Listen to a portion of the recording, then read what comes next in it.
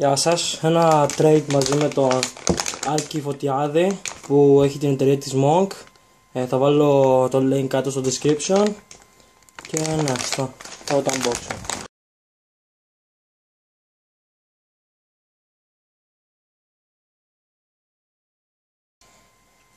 Βλέπουμε εδώ ένα marble, πολύ ωραίο.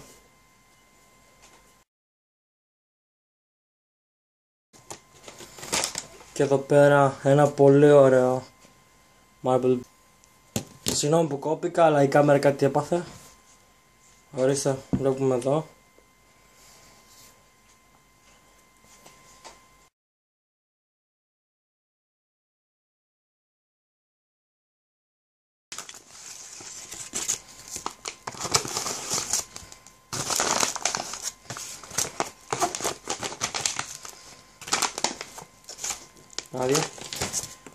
Ένα πολύ ωραίο αυτοκόλλητο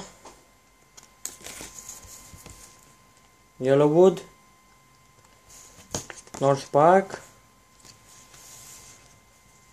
Monk και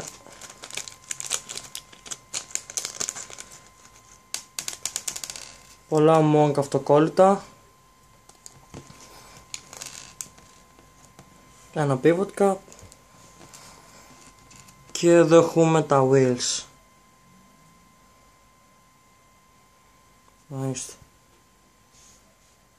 Δεν ξέρω αν φαίνεται καλά. Φαίνεται.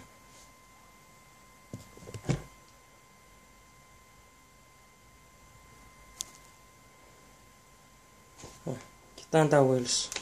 Ευχαριστώ για το trade και γεια σας.